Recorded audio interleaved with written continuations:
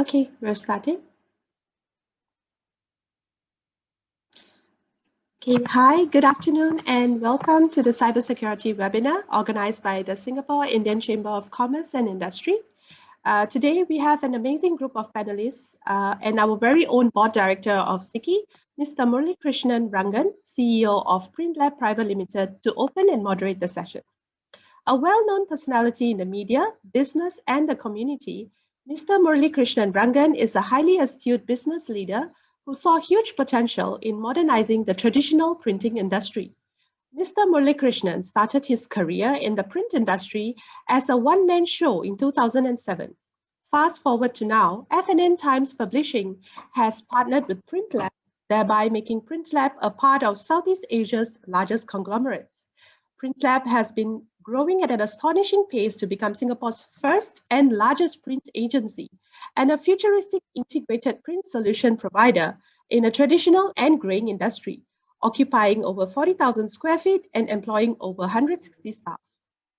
Just like PrintLab, Mr. Murali Krishnan is not only an innovator, but also a revolutionary and a disruptor, leading the industry with his vibrancy, dynamism, creativity, technology, and passion while constantly challenging the status quo.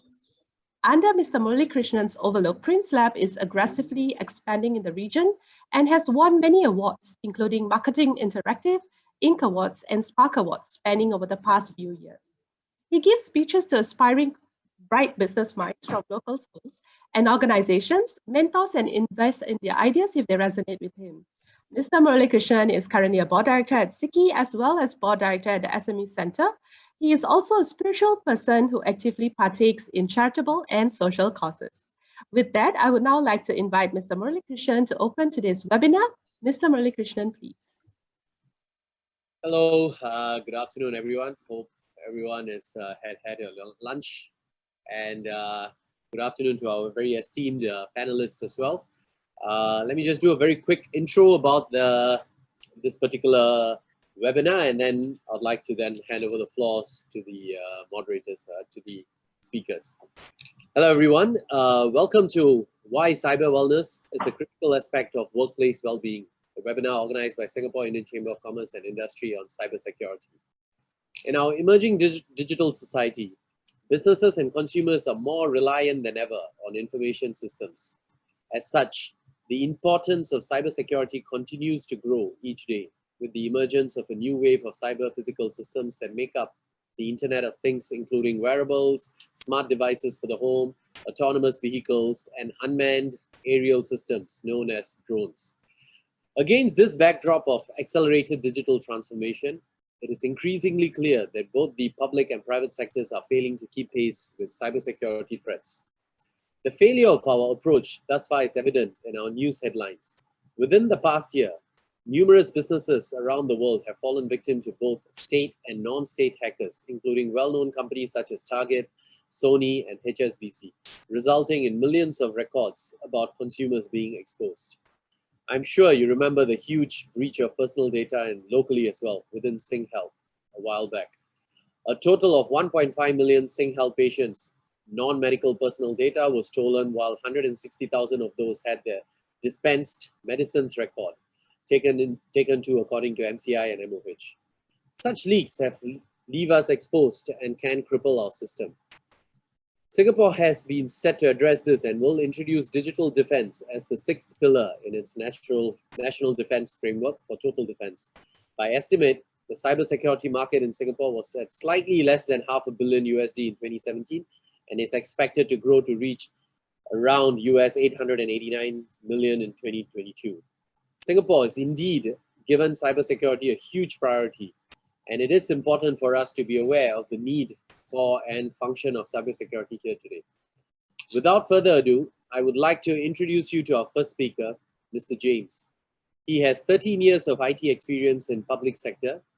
He has also taught security modules such as IT security and management, ethical hacking, intrusion detection and prevention since 2010 at Republic Polytechnic.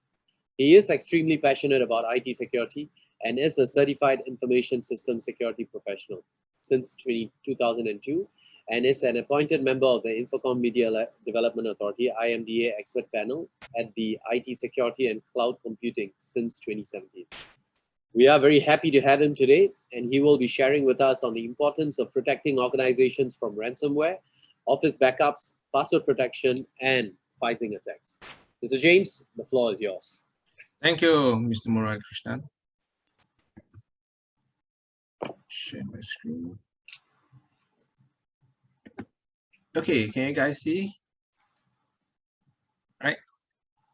Okay, so I'm going to thank you, SICCI, for inviting me to share with the members about the cybersecurity and the importance of protecting your organization.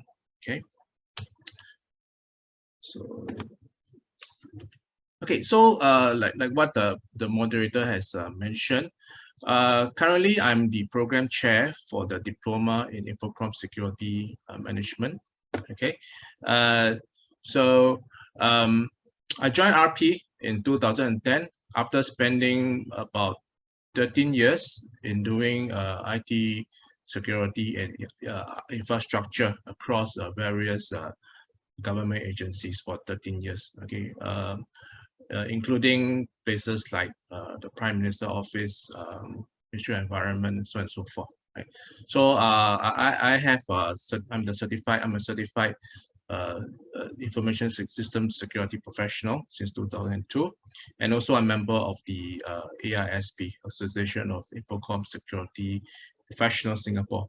And I'm very privileged to be also appointed member of the IMDA C-Threat Skills Expert Panel, where I help them to look into the courses being offered by the training providers and make sure that they follow the so-called learning objectives. So I'm very honored to do that. Okay, so yeah, let's continue. So current state of security, like what the moderator mentioned, we are actually hit by a lot of attacks out there, a lot, right?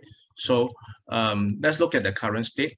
Okay, so this is one research I got out from Veronis cybersecurity data statistics.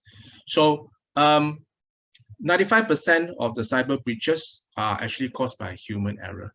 Okay, human error. Okay, so it could be a weak password, it could be, you know, not patching the system and all that. So it's 95%. 88% of the organization experience some form of phishing. Okay, so here is called spear phishing, means targeted attack in 2019, and 98% of the business leaders feel that the cybersecurity risks are increasing, especially now in everybody's working from home. So they feel the risk is increasing, and on average, only 5% of the company's folders are actually properly protected. Okay, and over the years, or the first half of 2020, about 36 billion records are being breached, exposed.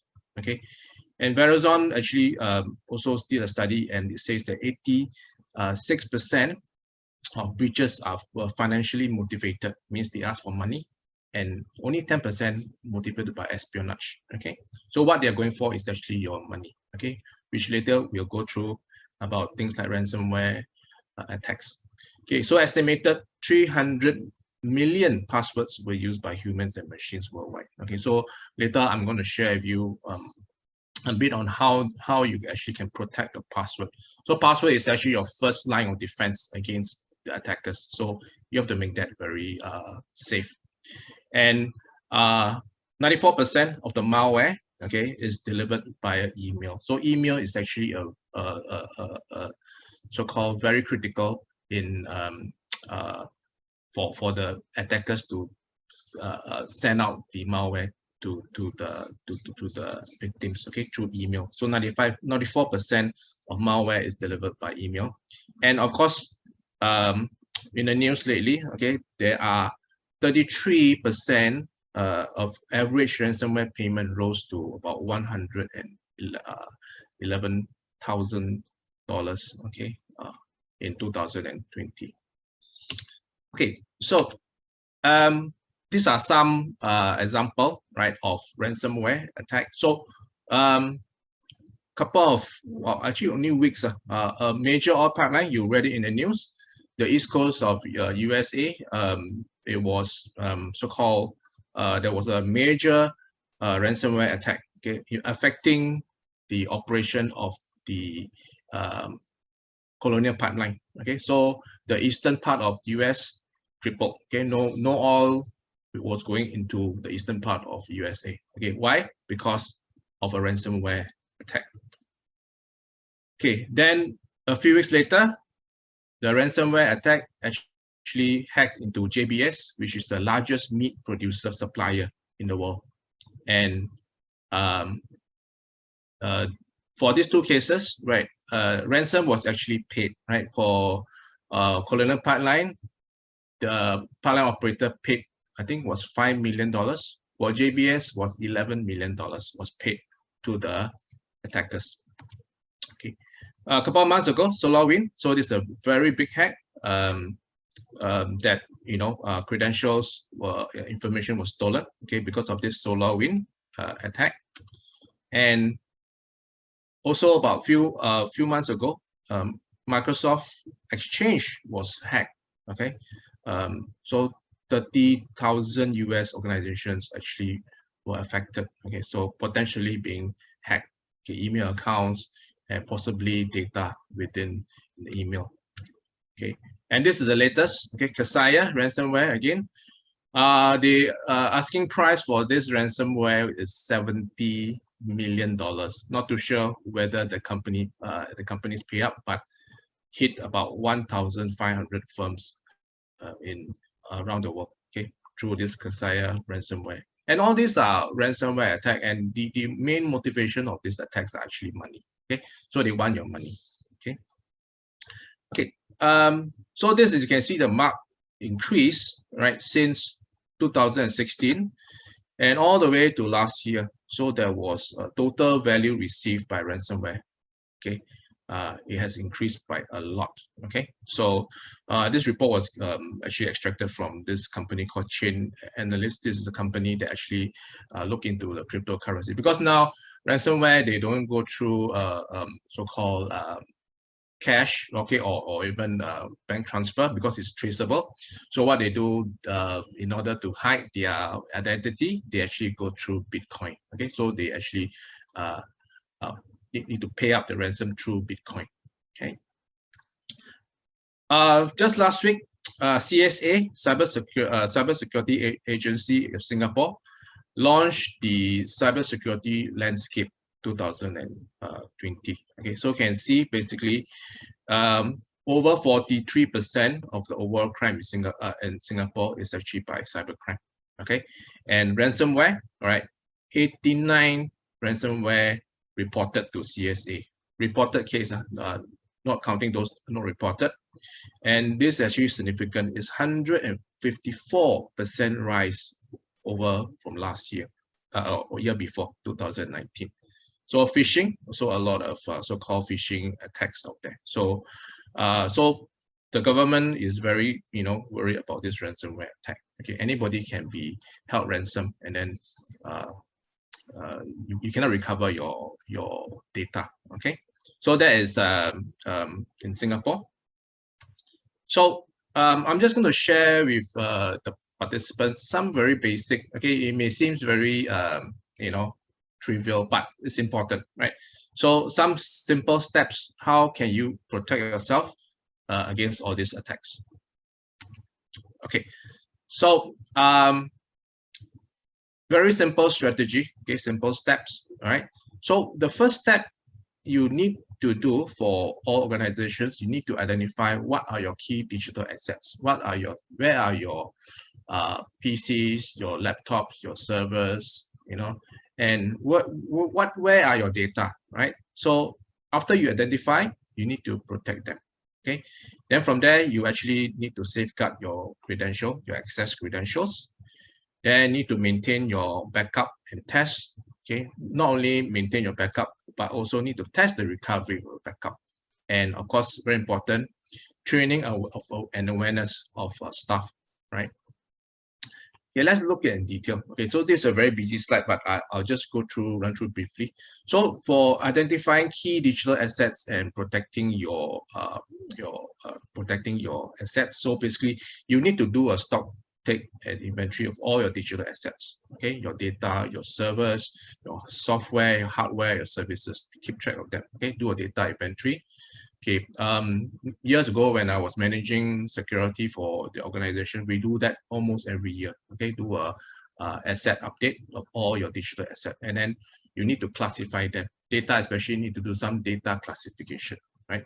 And of course, importantly, to keep all your IT equipment up to date by patching in a timely manner. Okay, so basically, because there are so many attacks out there, right? So you need to actually patch your system. Make sure your Windows, if you use Windows, you need to is updated regularly. Okay. Case in point, the hack, like the moderator has mentioned, the one of the Singhealth hack, was actually the attacker found a loophole in the system of IT system through only one weak point. This server seated somewhere. Okay, it was forgotten for many years. It was not patched. Okay. And the attacker found a loophole through this server, and through this server, he was able to go into the other health records. Okay, so it's important to do a timely update and take stock of all your digital assets and inventory. Okay, harden all your IT equipment. Harden, what I mean by harden is basically, if let's say you have a server, a web server, right? Web server, make sure your web server only runs certain ports related to websites and not other things, because attackers can attack your web server by exploiting other open ports. Okay, so you need to harden your IT equipment. Okay, and of course, install I won't say antivirus, but anti-malware software in all your devices and update them regularly. Okay, so it's important to keep your system up to date. Okay, and important is actually to prevent staff, okay, organizations from downloading any application from the internet, because you don't know what your staff is downloading, okay, which may potentially harm your asset organization. Okay, which come to the next point, you need to use something called use least privilege account. So basically, only administrator can download stuff, right? And normal users, standard users, you can't download anything. And you need to go to something called a software center to download it from the administrator. You cannot download from the internet directly. Can't do that, okay? So that is actually use least privilege accounts. And of course, control the use of USB, right? So basically, make sure that USB auto run is disabled. So you cannot just plug in the USB and the thing run. No, you can't. So you control the use of USB. And of course, implement perimeter defense, okay? Firewalls, intrusion detection system, etc. So later, the next speaker, Mr. Debasish, will actually, SonicWall is a firewall company, so I think he'll share more about that. And those with mobile device, you access your corporate information through the mobile phone or your tablet. Please have something called mobile device management, MDM, installed for all your mobile devices. Meaning, if let's say your machine is locked, your laptop or your smartphone is lost, right? So you can actually remotely clear out all the information, and your notebook or your tablet or your smartphone will be useless to the person who pick it up. Okay, and of course, secure your wireless network. So you use a wireless, make sure that your wireless network is properly secured. And of course, companies, okay, will bring your own device. Means I buy my own laptop and I want to connect to a corporate network. So you need to implement some kind of BYOD policy. Okay. Okay, passwords. Okay, so I took this. I was giving a talk, well, many years ago to the folks in Prime Minister's office. So this is the one I got off, right? So basically, password is like your underwear, right? So which is quite true, right? So you need to change them regularly, right? So password usually is 60 days, 90 days. Of course, underwear cannot be 60 days, 90 days, but password you need to do regularly, right? So it's password policy, usually 90 days. You need to change, right? You need to change. And don't leave it in your desk, right? So I've seen long time ago, people sticking passwords on the screen because I asked them why. They say, oh, I cannot remember the password. That's why I stick on the screen, right? Or don't leave it in your desk or put it in your phone and then just access. But don't do that, right? So, and then don't share with anyone your password. Very common. Oh, I share my password with this guy, that guy. No, okay? So always treat your password like underwear, okay? So next one, okay, a bit busy slide. So password, you have to make the password strong, meaning at least 8 characters, uppercase, lowercase, alphanumeric, special character, 8. And in the industry, we call it, you need to have the password with high entropy. Entropy means you need to have the password not easily guessable, right? So like this one I gave example, right? Password and this one, right? It has a low entropy because this one is password, right? Only replacing it with the special characters and so-called uppercase, lowercase, but it's easily guessable, right? So attackers out there, they're very smart, right? All these password, okay, if you run through this CSA password checker, this one can be cracked in 20 seconds, I think 20 seconds, right? So because attackers out there, they have something called a rainbow table, means they have a list of millions of passwords out there. They can try one by one, they can try, okay? So now in the industry, we don't actually use password. We use something called a passphrase instead of password, okay? Passphrase. Example, I love to read, we leave security. This is a passphrase, okay? Easily remember, but it meets all the so-called uppercase, lowercase, and all that, okay? So this is a passphrase. Use a passphrase instead of a password. And of course, use something called multi-factor authentication, right? Multi-factor means something you know, which is a password, and something you have or something you are, which is the other factor. Something you have, something you know is actually your password. Something you have is like a token, right? Or something you are is like your biometric or your eye retinas. That is something you are, okay? Okay, consider using something called a password manager. Okay, I personally use a password manager to manage all my passwords, right? So you can use things like LastPass, Bitwarden. So basically, is you have it in your in the browser and also have it in the mobile app. You can use that to actually so-called store all your passwords securely in something called a vault. And then from there, if you have a new website, you can actually sign up with your website with a super strong password. Okay, and these are all two-factor authentication enabled.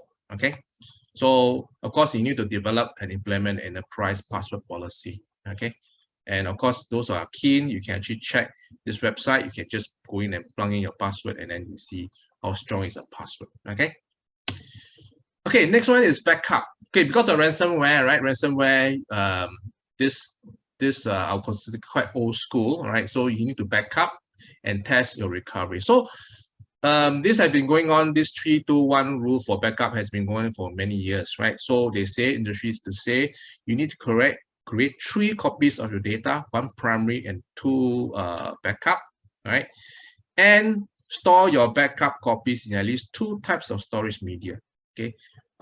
Local drive, network share drive, tape drive, and one of these share offsite, example in the cloud. Okay, or in the so-called other data center, right? So basically, this 3-2-1 rule for backup is actually a very reliable methodology to protect data against ransomware, corrupt media, data center loss. Okay, so of course, you need to develop and implement a very robust backup strategy, and you need to regularly test the recovery of the backup. Okay, when I was working in the organization long time ago, right? So we actually have yearly disaster recovery exercise. Okay, should be data center crash or data center flooded, we need to test the recovery. Okay, so we have that exercise every year in my previous organization. Okay, so training awareness. All right, so basically you need to actually remember how to spot for phishing attack. Okay, so this is an acronym I will tell everybody, even my students, right? Sunday, right? Sunday is a very easy to remember acronym. Sunday means look out for spelling errors and bad grammar. Okay, sometimes this phishing email has spelling error, right? Spelling error. Look out for urgent or threatening messages, and never click on any link, but hover your mouse to see what is actually the website address. And do not trust the display name and check the corporate website, right? And of course, if there's any attachment, make sure that you don't go and click or run the attachment. And usually the email signature is usually fictitious, right?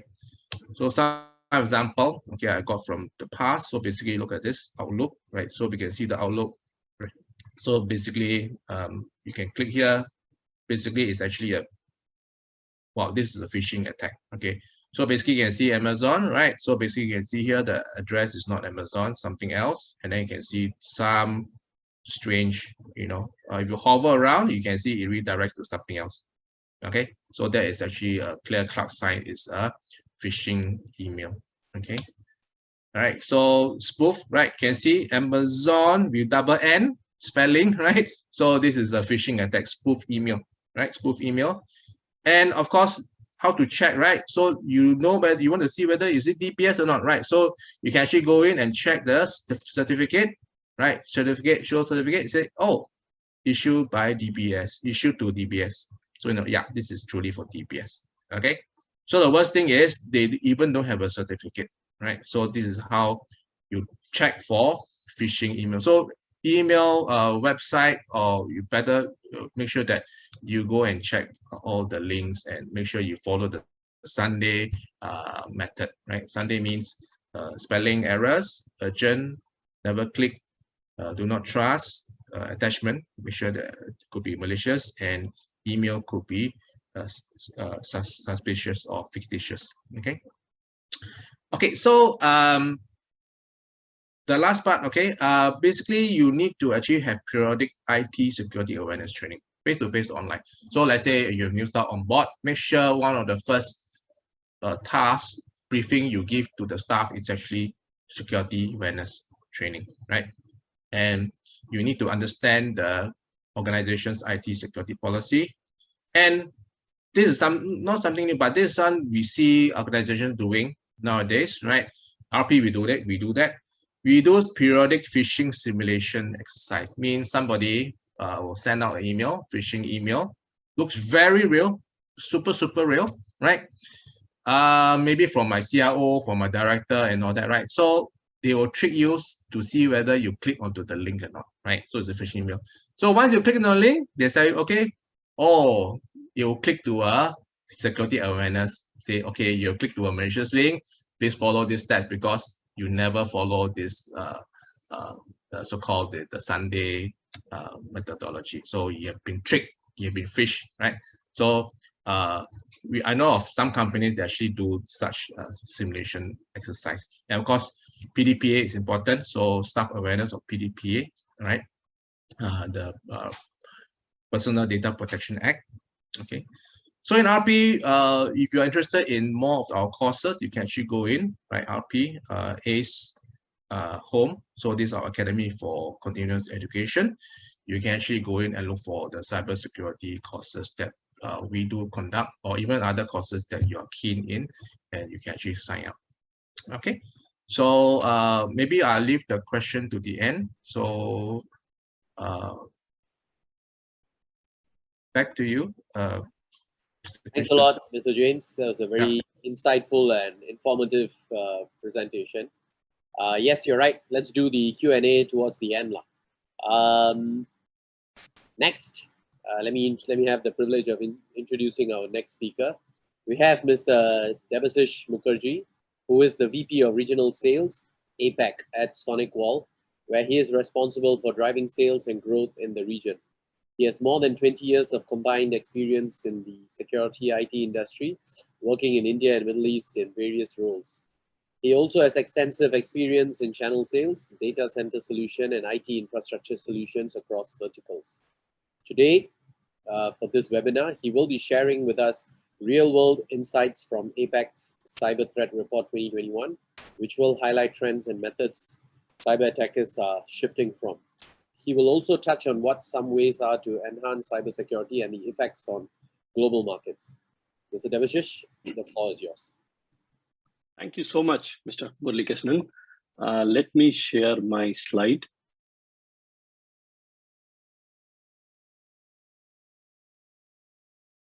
Is my slide visible? Yes. Perfect. Okay. Thank you so much, Mr. Murali, and thank you, Mr. James. I think you set the stage for me. You have already shared all this information. Actually, these informations are very, very basic, but we normally tend to ignore. And in cybersecurity, that's what the game is. See, the basic information we normally ignore, and that basic information all our cyber criminals use to hack us. See, I think this is my intention is not to scare you guys. My intention is to give you the information so that more information, like Mr. James has already shared. These are very, very important information. I think each one of us, it's not only organization, even as an individual, we should follow. I think these are basically the purpose from all our cybersecurity fraternity. We keep doing it, but when we see that people are not following, this is really bad. We feel bad. That so I think these are very important. Take it seriously and reach out to us. We will help you and make you cyber aware. And that's our purpose, and that exactly I'm trying to do it. In case if you have any question, definitely I'll try and answer in the end of the presentation. So what exactly the cybersecurity landscape? So what we do, we are in the cybersecurity industry from last 30 years, and we are observing all these activities every minute, every hour, or rather every second. And maybe I'll couple of information I will share. These are all looks like a data point, and little clumsy. A lot of people do not like data points, right? Because this creates confusion within us. But as a business, as an individual, we all need to understand what's going on, because we understand when there is a border attack in some countries attacking other country, we come to know from the media that okay, there is some war, there is a lot of bombs are dropping, all these, because these are visible. Cyber attacks are not visible. We have made it visible. If you are interested, you can go to sonicwall.com. There is a security center which is publicly available. You can Google it, check it, what exactly is happening right now.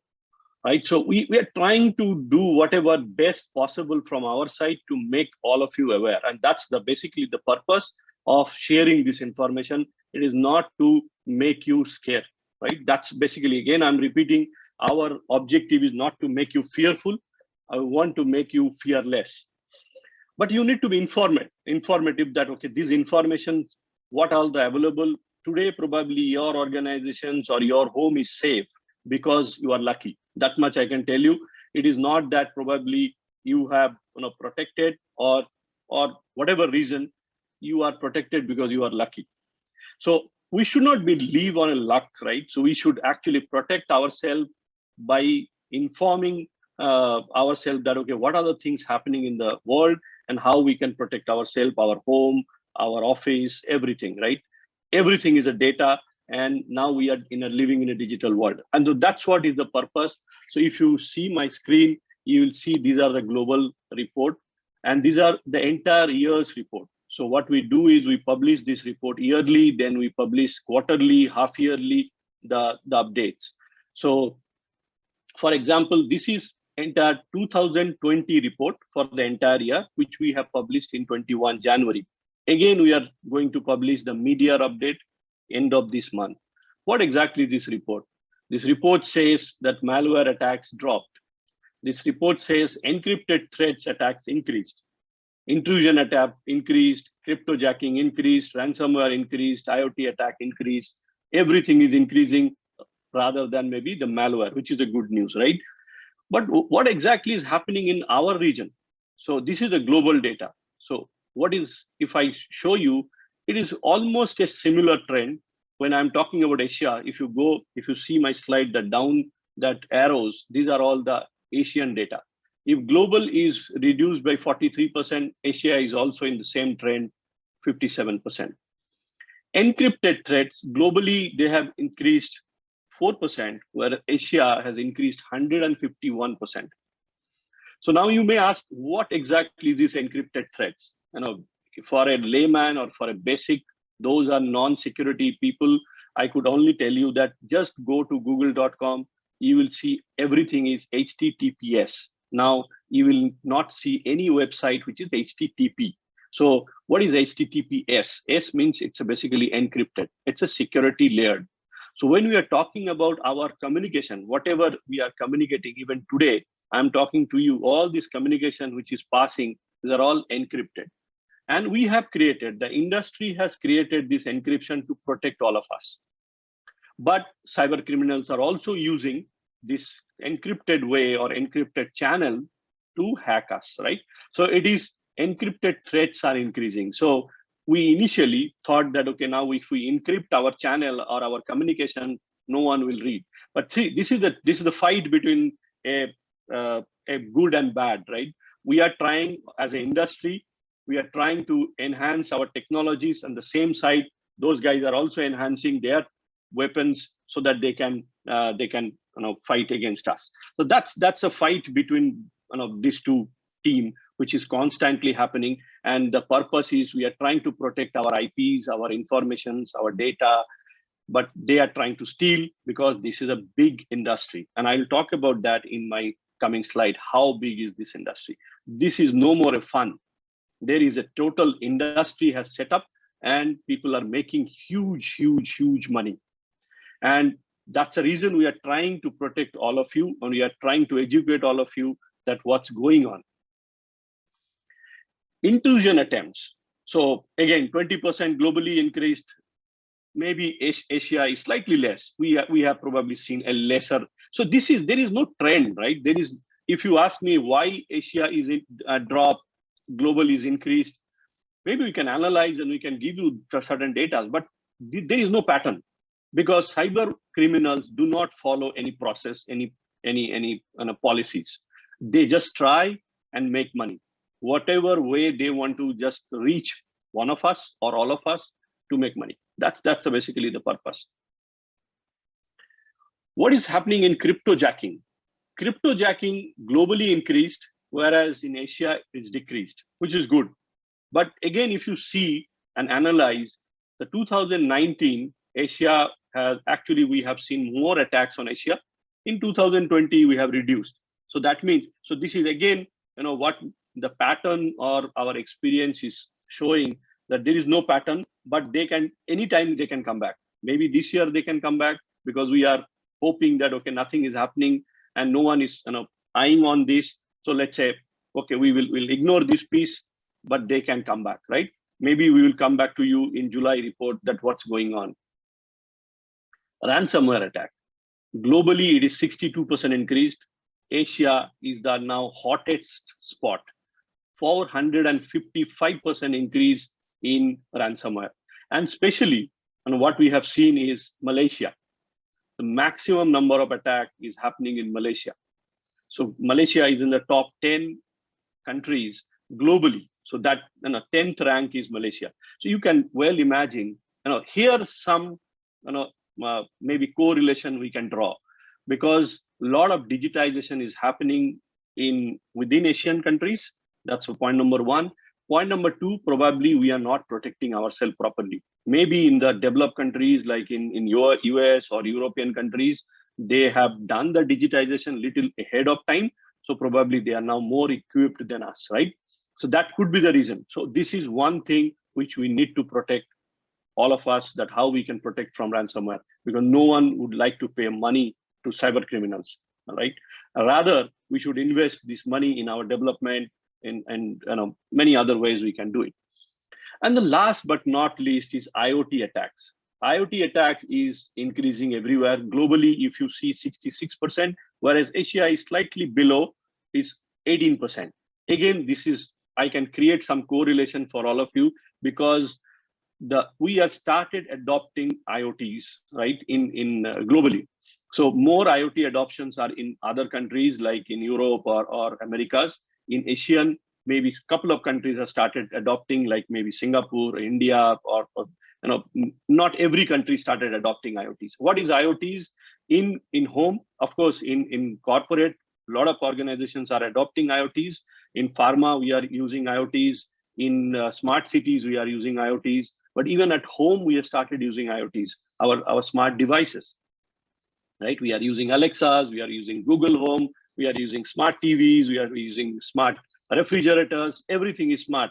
We are using our smart IP cameras at home for home surveillance, everything is IoTs. So IoTs attacks are happening because the moment you start using in all these devices, we have to protect those devices as well. So that's what. So these are some of the information which I would like to share to set the discussion. And then I will move towards the techniques. So what's happening? So you have heard all these attacks from Mr. James, and he has already covered beautifully about all these attacks, what is happening. It's a similar thing, right? So I am also maybe a little bit of repetitive discussion, but probably I will discuss you a little differently from a vendor perspective, from an security solution provider perspective. So what is happening is last year, or even we are still continuing in the same stage, we have shifted our work pattern from one place to anywhere and everywhere, right? And everyone is working from home. And eventually, probably for another few years, I don't know how long, probably we have to work from home, and that will be a new norm because we have understood there is a lot of advantage of working from home. So that's one side. But when you have started working from home, this is basically an opportunity for cyber attackers. They have started creating havoc, and we have seen the peak of cyber attacks last year. And because that the reason is because they have realized that now that the people are not working from one place, which was probably protected. And I will talk about in my next slide that what exactly I'm talking about.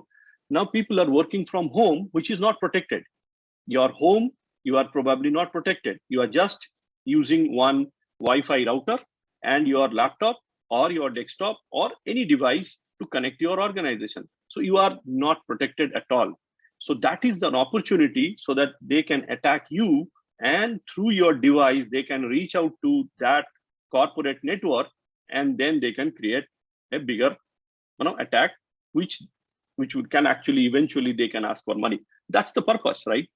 They do not want to attack us actually as an individual until and unless you have a net worth, high net worth, right? But still we can be a vector. So they will use us as a vector, as a medium to get into our corporate network. So this is point number one. Point number two, even individually now what we have started seeing is a lot of individual attacks are also happening.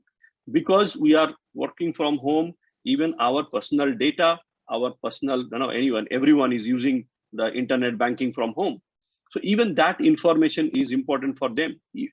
Depend on how much money you have. So more potential that you can be one of the victim. So what I'm trying to say is, no one is spared in this game. So cyber attackers don't believe that anything. They do not have any process or policies to follow. And that's what I'm repeatedly saying. Don't think that, okay, today no one is attacking you or your organization means you are spared. Probably you are under watch, or you don't even know that probably they are already at your desktop or your system or within your organization, because what we talk about is it's more of an evasion technique. So whenever the attack happens, so like I just said that, okay, they use us as a medium, they get into our network because they can easily attack your home router because that's not protected. Your laptop, probably that is also not protected. And through that, so this can be treated as a vector, as a medium, and then they sit in your device, sit within your network, and they watch. And that is called advanced way of technique, advanced way of attacks, right? So what we have seen is the SolarWinds attack, which is more of a supply chain attack. Recently, we have seen more havoc on Kaseya. both are supply chain attack, but purpose was different. The SolarWind attack was actually happened 1 year back, and it was silently sitting in the network because SolarWind purpose was not making money. It was purpose was espionage, right? To copy the data to more of an intelligence sharing. So there is a different purpose of attacks. So although the type of attacks are same, what is supply chain attack? Supply chain attack means, okay, I send that attack through some medium. For example, in any software updates. Today, normally what we see is if you are using a Microsoft or any other software patches come, software updates come. And if that software itself is compromised, we don't know. As a user, we may not be able to understand until unless your device or your network is protected in understanding, using machine learning or artificial intelligence. That will not understand what is going on because it is legitimate. The software is coming from Microsoft. I'm just taking Microsoft name. I do not have nothing against Microsoft, just to make you understand. Any software vendor, that software vendor, if that software patch or update itself is a corrupt, then that malware will be sitting on that software. It will come to you, and then it will sit within your system, your network, and it will watch what is going on. And then based on the instruction given by their master, the cyber attacker, it will function. Whether it will function immediately, whether it will not function for 1 year, it will watch your activities. A lot of things are happening. This is basically the way, in a simple layman language, I'm trying to explain, this is the way the attacks are happening these days. Attackers are always try to evade. They do not want to show up that, okay, I am coming. And that is the reason all this attacking process is more complex these days. And that's what is our job, that how we can protect all of you from all these activities. First thing is definitely our own behavior, like what Mr. James has shared, right? But these are all human things. Whatever best you can, you do it. But many things which you and me cannot understand because it is beyond our understanding. Because what is happening these days, we normally talk about that office files are safe, right? I have not covered in my presentation because this report, what we publish every year, this is more of a 60-70 pages report, and I will share end of my presentation the link. You can download that report if you are interested to read. In case you need more information, definitely you can reach out to us. I will share more information. But what I'm trying to say is many type of attacks, what we are seeing, which are very, very different. For example, office files attack, right? Because what we have seen is people are working from home, and we normally expect that, okay, office files are safe, PDFs are safe. You normally, let's say if you buy something, any invoices you are downloading, that's a PDF, and you think that PDF is safe. That PDF can be, a malware can be attached to that PDF, and that can be downloaded to your device. So office files are not safe. So that is the new read which we have seen. So multiple such different techniques, cyber criminals are doing it just to get into your device. I think lot of things which I have discussed, and then probably my next slide I will talk about that. Now you may think that Debasish, you are talking about, okay, now you're create a lot of fear, but how can you protect us, right? So, and or any cyber security organization can protect us. So that's our solution, or not only our solution, it's actually the industry proven solution. And this is not what cybersecurity vendors are talking about. This is not a new technology. And I think in our social, in the mankind, this technology is we are using from centuries, right? Which is called layered defense. And that's the reason I have taken this photograph, that in a castle, if you have seen, or any fort, we used to create a layer, right? The outer layer, then with the water, then the bigger wall, then the smaller wall, then the archeries, then the cannons, and then multiple layer of security defenses. So that is the same thing which we are doing it. We are not doing something different. We are creating a layered defense, and that's what I think you need to create. either you are at home or for your office. So you need to create a security layer so that we can protect. So more the layer, we can protect. So its chances of attacking is less. So what we normally do is when, again, I'm repeatedly, referring the previous session because he has touched upon a lot of things. He also touched upon the SonicWall is a firewall vendor, right? So it's not a firewall vendor. We started our business with firewall, but security is no more a firewall. Many of our organization or our customer understand that security means firewall. If I buy a firewall, I am safe. No, you are not safe. That's just a one layer of defense. If like you are putting a lock in outside your door, right? That's just a lock. If I break that lock, I can get into your house, your flat, whatever it is. But then what next? Maybe you can create a lock and the biometrics, then a camera, then a dog, multiple layer of security. That's what we are trying to do it. So firewall is just one layer of security. Second topic is the email security. We normally ignore that. Email is the one of the latest vector because we can attack, or anyone can be attacked, or cyber criminals can send attack or attack you through email, which is one of the important layer of defense we tend to ignore. And that's primarily for offices. Individually, we are not using a professional emails, and we may not be able to create email security. But yes, we am talking about the organization, that the email security. Second is one of the important thing is our endpoint. We use any device, our laptops, our desktop, or mobile, or tablets, whatever. We normally buy a normal antivirus.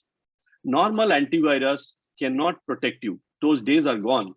You need to go for an advanced antivirus. What is advanced antivirus? If you recall my previous slide, I was talking about advanced attack, which human cannot understand. Similarly, the normal antivirus do not understand because they work on signatures. What is signature? When we see any attack, we create a certain hash or certain algorithm that, okay, if you see ABCD, next time you block this file. That means if this ABCD file has malware. If you see XYZ, again, I have understood this is a malware. I have created a signature or small hash. Okay, and I'm defining all these rules in my system, and that's called signature. So if you use any normal antivirus, probably you will notice the moment you switch on your laptop, it will go for update. What is that update?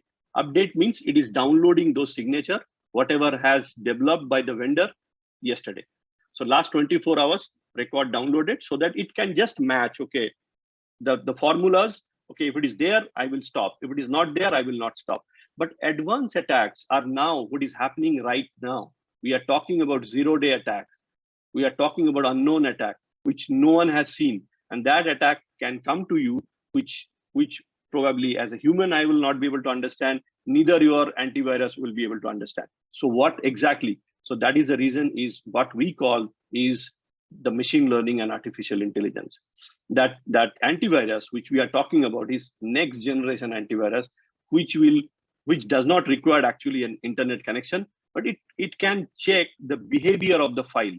If any malicious file is coming to you, because that has certain purpose, that will try to do certain activities, that will monitor. And then the moment it sees that, okay, some misbehavior is happening, it will stop. And then it will inform the central command center, and then central command center will inform all the layers. Like, for example, if you see in this building, in this my slide photograph, the center is probably the master, where the king is there or queen is there. And that information will be shared to them that, okay, I have seen in one of the wall, there is a crack. Okay, someone is trying to enter. So please block all the wall, outside wall, inside wall, everything. That is the intelligence we are talking about. And that is called layer defense. So now the problem is, okay, this is very interesting. This is very, very useful and easily implemented when you are in office, right? Again, I'm trying to complex the situation because now we are working from home. We are not in office, and all the offices are probably already implemented this layered defense. They have a firewall, they have email security, they have endpoint security, they have wireless security, they have a multiple security. Everything is integrated. They are monitoring. They have a NOC and they have a SOC. Everything is there, right? People are monitoring, and I'm sure you can correlate what I'm trying to say. But when you are at home, no one is monitoring you. What is exactly? Because you are also important. I am also important, right? My data is also equally important than my organization data. And then why it is important? Because if something is wrong here, someone can use me as a vector to enter my organization. How can I protect me? How can my organization protect me? That is more complex. And even we are talking about same layered defense. Of course, the size, shape, and the design is different, but we can create the same layered technology or layered defense even at your home. So I have a couple of suggestions, like you can also protect your home at least by implementing one firewall at home. Like firewalls are pretty easily available at a very a decent cost. It's not a very expensive small firewalls bundled with access point. All these options are available in the market. You can buy any firewall. Don't depend on only the routers which has been provided by your service provider. That is the first level which you need to do it. Second, you need to protect your data through an advanced antivirus. Third, of course, which is most important rather, your behavior, right? What you have already heard from James. So these behaviors are important, because when you are not protected, your behavior is important. Whether you need to protect, should not get into the free sites, free games, anything free sites and free, nothing is free in this world. And that's what you need to avoid, all these sites, all these lotteries, or whatever which is unknown and free, please avoid. Even free Wi-Fi. Do not use free Wi-Fi. Nothing is free. Please believe me, in this world, nothing is free. Everything, there is certain intention. So please avoid all these things and create a protection within your home. Even if you are using a Wi-Fi or an firewall within your home, create a separate zone. All this firewall has an option called creating SSIDs. You can create a separate SSID for your children, your kids. You can create a separate SSID for your office, so that when you are working, nothing can be, because you cannot control probably your kids. They can download. You can create a content filter options, right? Okay, these sites cannot be downloaded by your kids. Multiple things you have to do it, and these all technologies are available at a very, very less price. So I think this is important. You need to discuss with your organization. If they can provide you, beautiful. If not, you need to discuss with your service provider. Many service provider or the telcos are started offering firewall as a offering, rather than only the router, right? So this is, I think, you need to do, and that's what is called layered defense. Okay, so what's in the global market? I think this is my last slide. So as I said, that this is no more fun. This is basically a large business.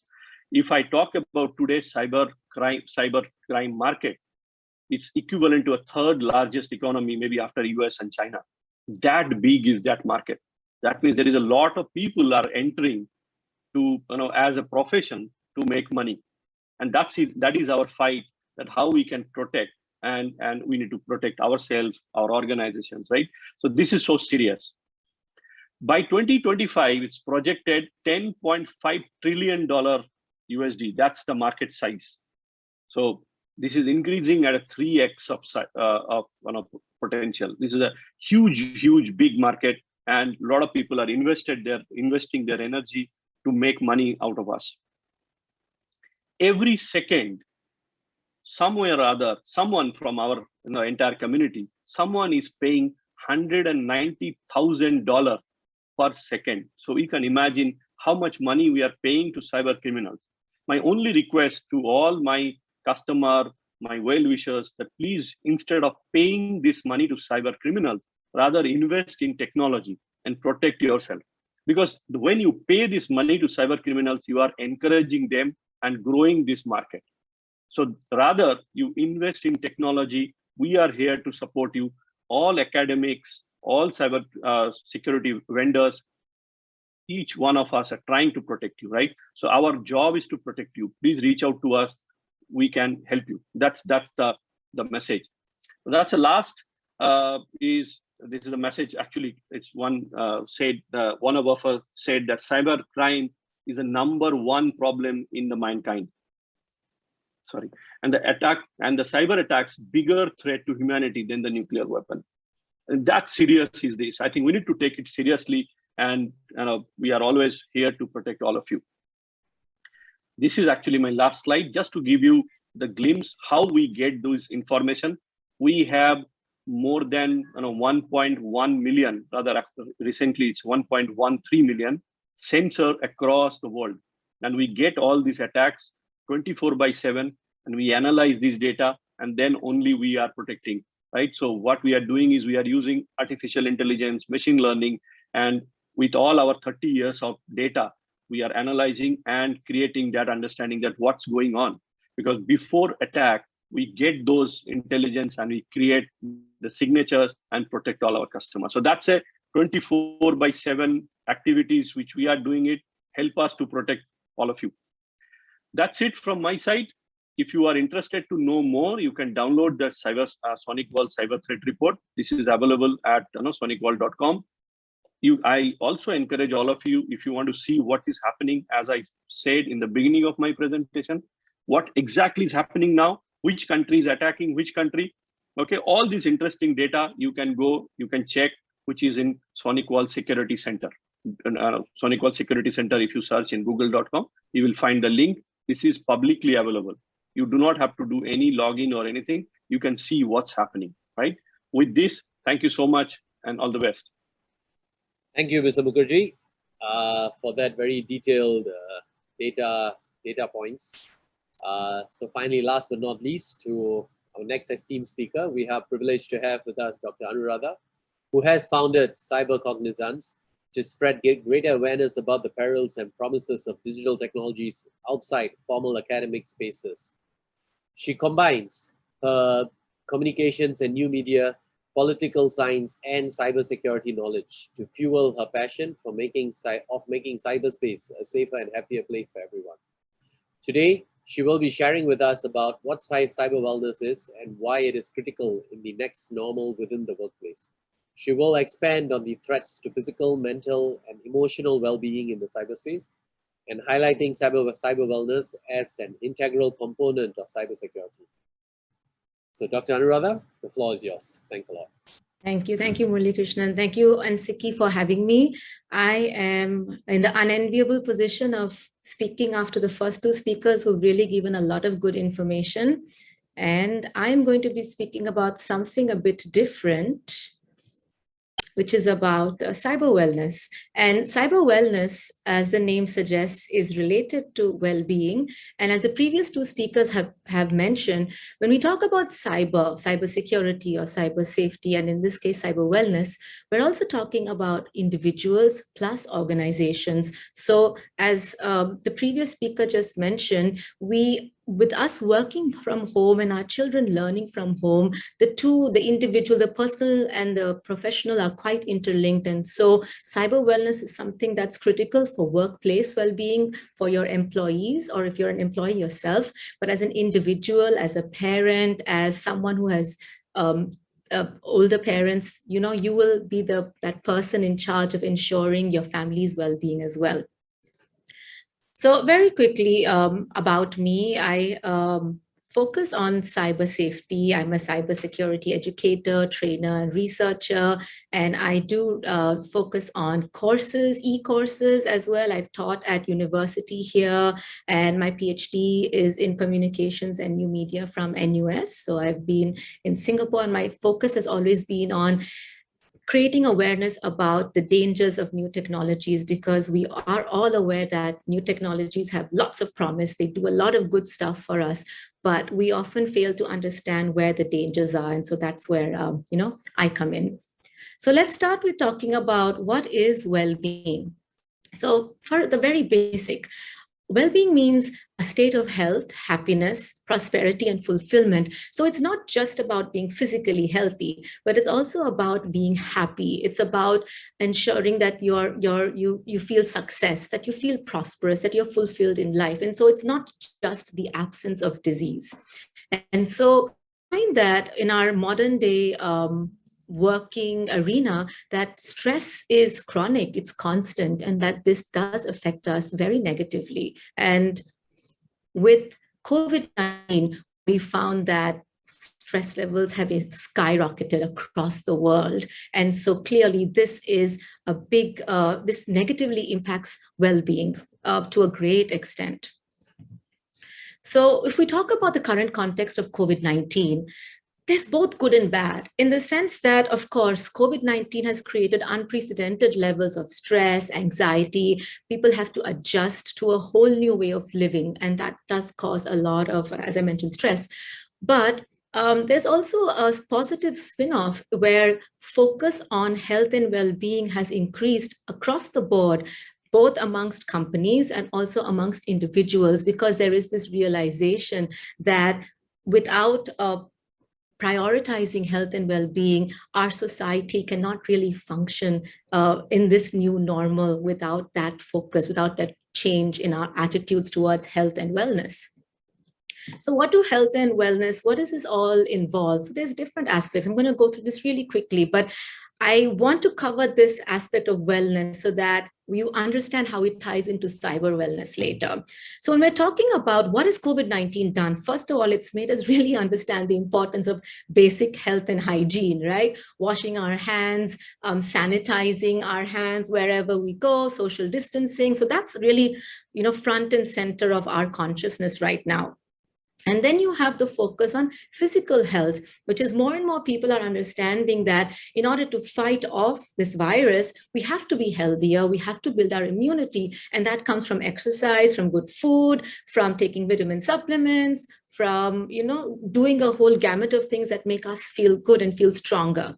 And then you have the emotional and mental aspects of well-being. And there has already been this shift towards mindfulness, say more people doing yoga, more people doing meditation, or just more people going and talking to counselors or talking to people where they can get this weight off their shoulders, right? So there's this shift in this area, and this is amongst individuals at a very individual level. What is another added aspect is that there is all this focuses on keeping us safe and secure. So as individuals, not as employees first, as individuals, we want to feel that we can battle this virus and that we want to be safe. We want to feel our families are safe and secure, and so are we. And that's what workplace wellness has been focusing on over the last few years, where people in companies have increasingly realized that, hey, the focus shouldn't just be profits and productivity, but our people, they are our biggest asset. And so the idea right now with COVID-19 is there's this emphasis on work-life balance, the realization that the individual, this person is really important, and that health and safety in the workplace is important too. So for example, you have programs like, exercise in the workplace or meditation in the workplace, group exercises, group bonding.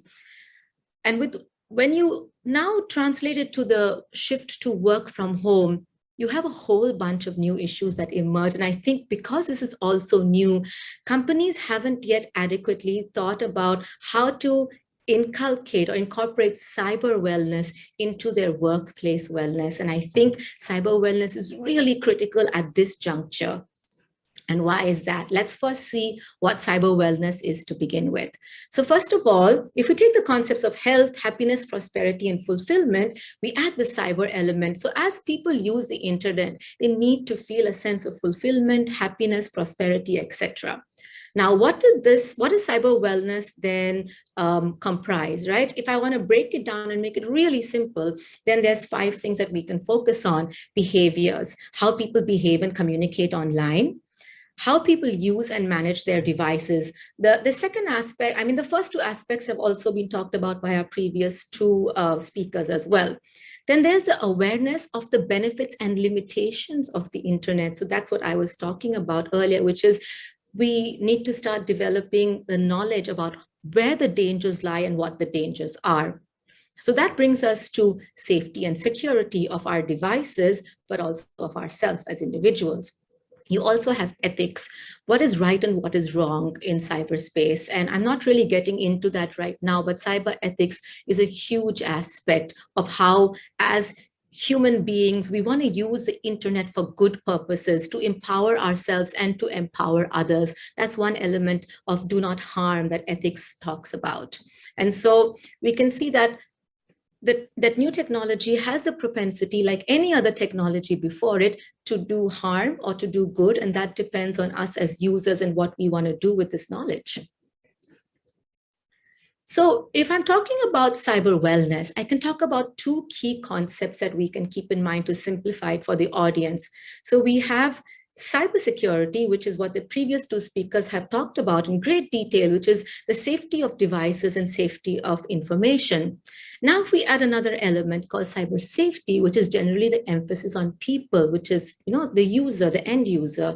And then you have cyber wellness, which I feel comprises both these aspects, because we need all these levels of safety and security in order for us to feel happy and fulfilled as we go online on the internet. So we want to feel this sense of, you go in and while we are stressed, how can we reduce the stress? How can we reduce the dangers as we go online?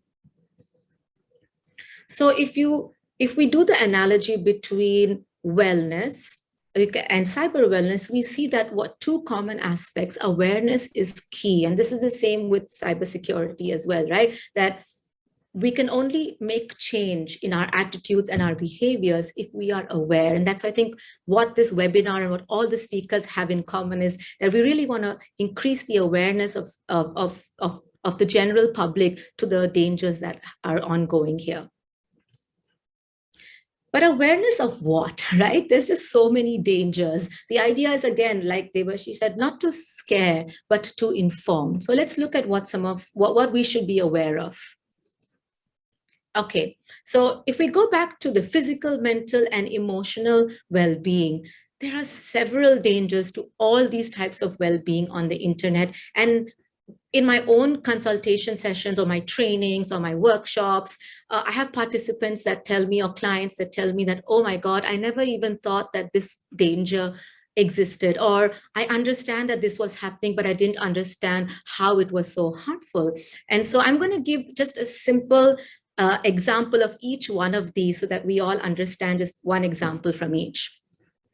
So let's talk about physical well-being. So one of the biggest impacts on our physical wellness with devices is sleep disruption. And we know that stress causes disruption.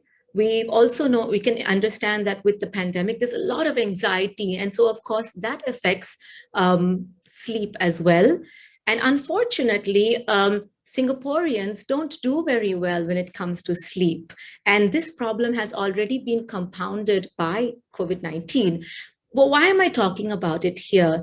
It's because one of the key reasons in recent years, I don't know if it's too small for you to see, but one of the key reasons for sleep disruption is people using their devices not in a very empowering way. This means that you're using your devices maybe too close to bedtime. You're keeping your device next to you. You keep your device, you don't keep it on silent and you wake up, right? These are all ways that you don't get enough sleep and it really impacts your physical well-being. So one of the key aspects is awareness of how to detach from our devices. They don't need to be a part of us all the time. We need to have a break from them. Then you have mental well-being. And for those of you who may not know, social media use is linked to mental health issues. And the heavier the usage of the internet, particularly social media, the greater likelihood of depression and anxiety. And there are several reasons why this could occur. One of them could be that there's something called social media envy. You're looking at what other people are doing or achieving on Facebook or LinkedIn or Instagram, and you start feeling depressed because your life doesn't measure up. This is a real problem. It's not just amongst teenagers, it's also amongst adults. And so we need to, again, in order for our mental well-being, we need to know when to understand what when to detach, when to, detox. We don't need to be online, and we should avoid comparison. So that's something that's really important. Emotional well-being. So what's happening here? There's several issues. One issue could be addiction. People that when you start using it very often, you don't understand, you don't realize that you have developed an addiction to it, and this can impact your real world relationships. Another danger is when it comes from scams, especially internet love scams. These are very common these days, and not only does it deplete you of your finances, it also leaves a lot of emotional scarring, because internet love scams basically, people prey on your emotions. They make you fall in love with them. They make you send them money. And when that ends, people are recovering from a lot of emotional trauma. So again, awareness is important about what the dangers are when you enter into a relationship online, right? And don't think that this is not a problem in Singapore. This is a huge problem in Singapore. If you just look at the numbers alone here, just the amount of cases that have skyrocketed last year, and just look at the amount here, it's 6.6 million Singapore dollars just between the period of few months, right? So that's something that we need to be wary about. We also need to be aware of different types of scams. And so there's, again, a whole bunch of scams. And the more we're aware of them and we understand their impacts on us, the more we are going to be a little more careful of what we click or who we talk to or how we communicate. Then something linked to this is financial well-being. Whether you're a victim of scams or fraud or identity theft, internet banking fraud, for example, your finances take a hit. The previous two speakers have already spoken of this, right? So again, ransomware is something that happens generally to companies, but for individuals or solopreneurs, we need to be really careful of how we keep our credit card or internet banking details private. And with remote work, we're very scattered, we're stressed, we're working from home, we're looking after our kids. It's very easy to be distracted. So one of the things we need to do is, as much as possible, keep our systems, our cyber hygiene intact, even if it's as something is better than nothing to begin with. So basic cyber hygiene. And then the next is critical thinking. So you see how well-being, cyber well-being, and cybersecurity are very intrinsically linked.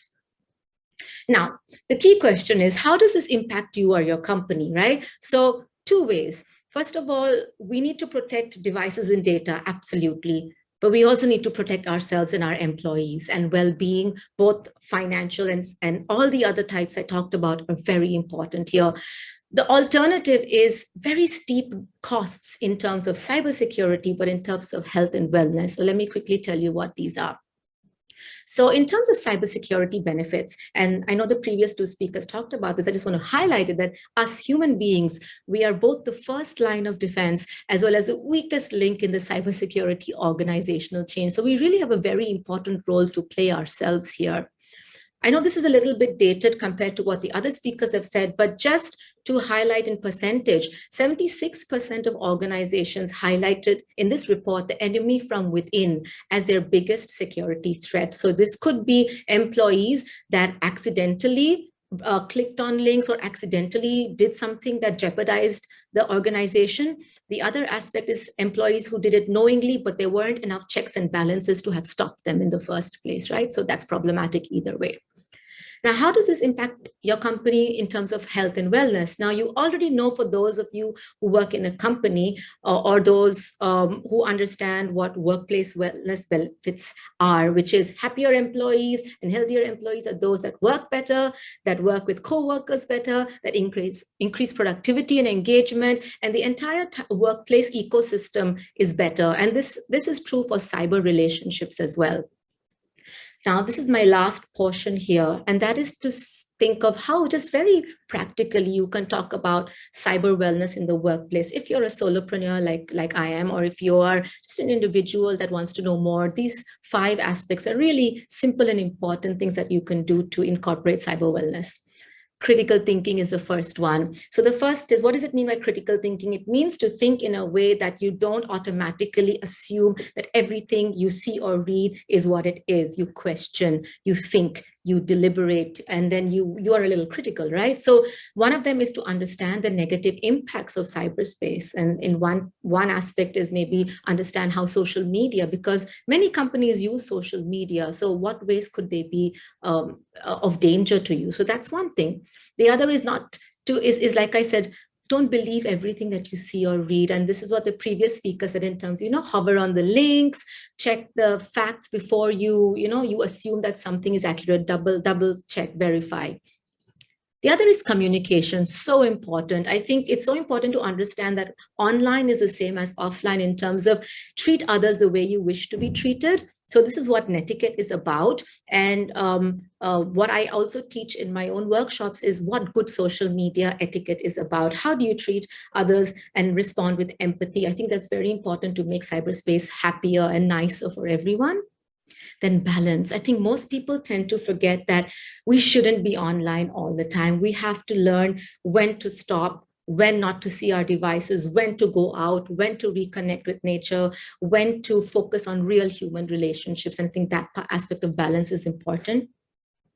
Responsibility. I think that's the ethics part that I was talking about, which is everyone has a role to play in cyberspace. You can't say it's a government's responsibility, my company's responsibility. I think it begins with I, me, myself first. So what are two things that you can do? There are tons of things we can do. Two things I can highlight is let's all play a role in stopping misinformation or fake news. So if you see something, correct it, highlight it, tell others it's wrong. Another thing is please don't share or forward messages if you haven't verified it first, because that really spreads misinformation. Another thing is to take a stand against cyberbullying or harassment when you see it. I've noticed a lot of racial-related cyberbullying, a lot of hate-related cyberbullying that's happening in social media spaces, including in Singapore. And I think each of us needs to be able to call it out. I think that's really important. So safety, we're back to cyber hygiene, and I won't talk about this much because the other two speakers have talked about it, but that's an important aspect of cyber wellness. So I'm coming to my last slides now. How can CyberCognizanz help you? So we have micro e-learning courses, which have cybersecurity certification, and these are non-technical courses. So anyone who wants to learn about how they can protect themselves in their organizations against cybercrime and defending against cyberbullying in the workplace or amongst teenagers within your family, these are 4-hour courses that I've put together, and they're available online. You can check my website. We also conduct trainings and workshops customized for companies that want to talk about any aspect of cybersecurity that I've talked about here, really very tailored to your own organization's needs. And then finally, consultancy in terms of what types of, say, cyber wellness would you like in your organization? And then it's customized to put that in with your wellness programs. Finally, this is, if you want to contact me, please do so. My email ID is here. You can follow me on LinkedIn. And my website has all the details of all the offerings that we have. And with that, I will stop here. Thanks a lot, Dr. Anuradha, for that very insightful mixing of health and cyber wellness together. We do have, so maybe we could quickly jump into the Q&A session for our panelists. So if I could just quickly request everyone to turn on their videos as well, the cams, yep. So I'll just pose it to the floor, and feel free to, from our attendees, we have a few of these questions. So feel free for any one of you all to take this on. The first question I have here is, how can end users, and I'm assuming it's customers, how can end users put an organization or at risk of a ransomware attack? So I'm assuming it's a customer himself. How does a customer logging on to the website, how do they put an organization at risk of a ransomware? Mr. James, Dr. Anu, Mr. Mukherjee? Yeah, I think I've answered that question. So basically, important, usually, as I mentioned, 94% of attacks come through email. So basically, you need to recognize what is a phishing email, right? So basically, and nowadays, phishing email is very, very real. I've seen before. It really looks like a legitimate email, because it's spear phishing, right? So these guys are not like last time, you know, they have spelling errors and all that. So now it's very slick, it's very, very slick. So really have to make sure that you have really look at the email and look at whether it's really legitimate. And if let's say you're not too sure, well, we can actually check with your organization or the other party. Did you send out this email or something like that? So I think it's important to check. I think a lot of times attacks come in is actually end users are just, you know, they just click, you know, and then you get hacked. And also important thing, you have email protection. I think some antivirus do malware anti-malware system do scan your email before, you know, and then they will say whether this is a malicious email or not. Yeah. That's probably for emails, right? But what about if a user just goes on to your live chat board or something like that, and they are actually chatting? There's no way for a customer who is engaging with a particular organization to actually elicit a ransomware or something to that effect?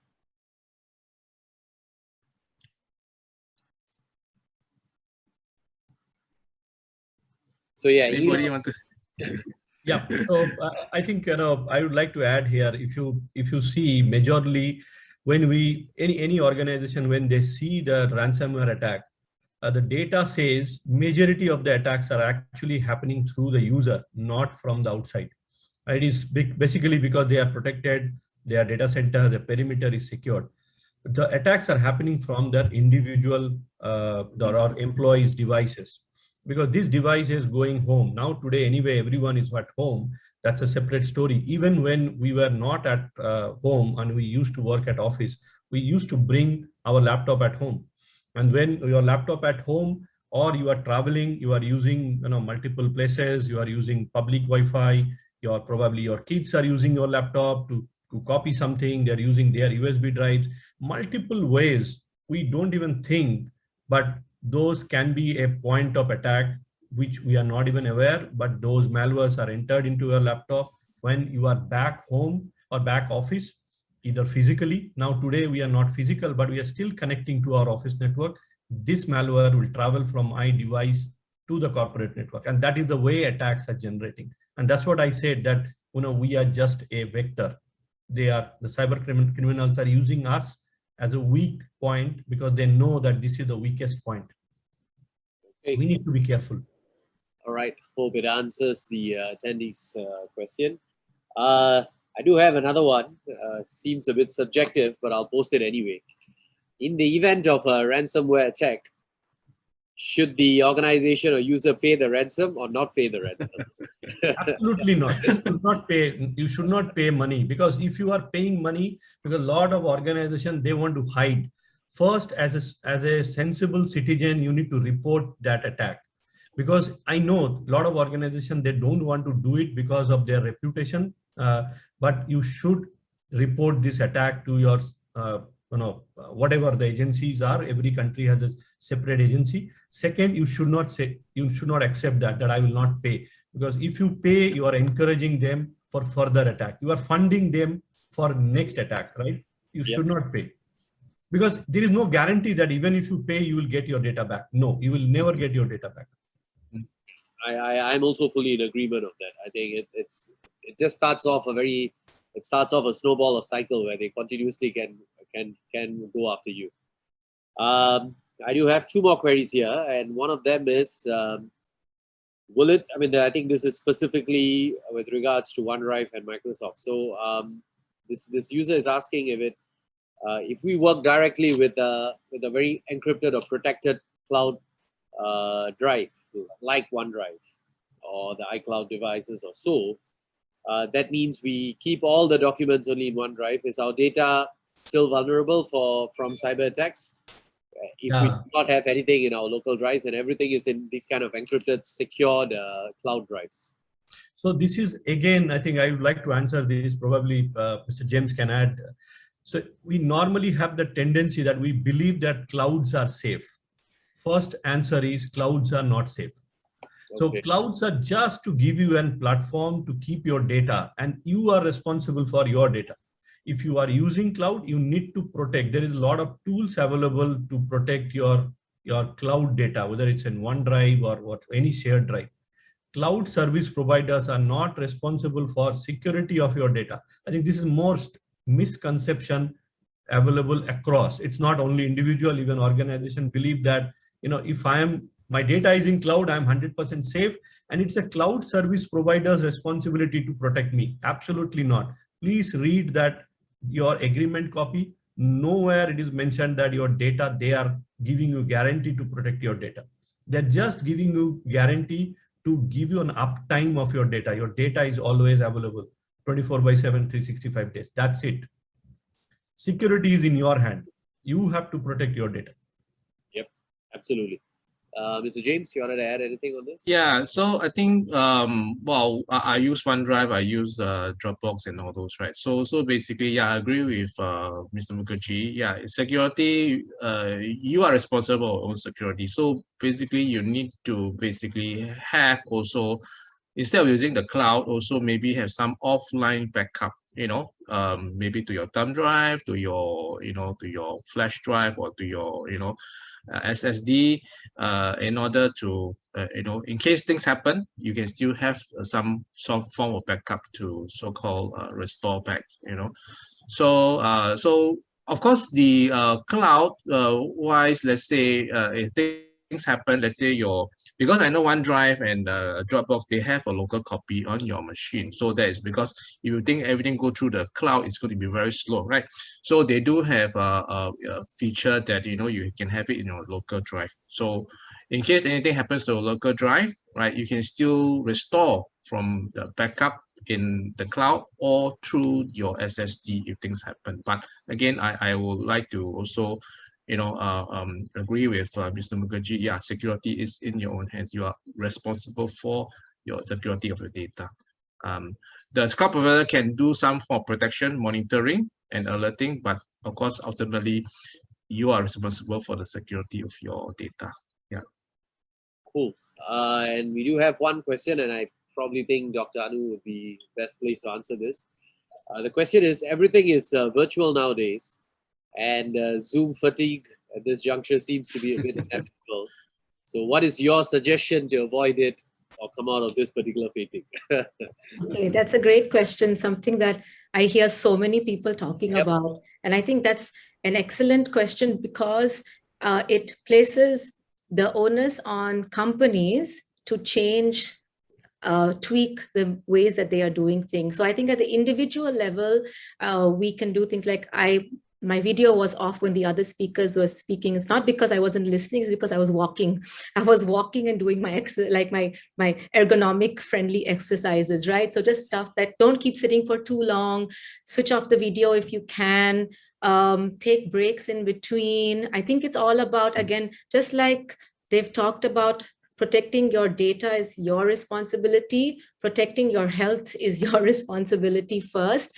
But I really do think that companies should understand that the method of consistent meetings and nonstop back-to-back video calls are just very draining. And I think there is this realization that it has impacts on health, and at an organizational level that can be changed. I think from last year to this year, I'm seeing changes already. Companies are giving, I think, Friday half days off, or, spend time away from your device.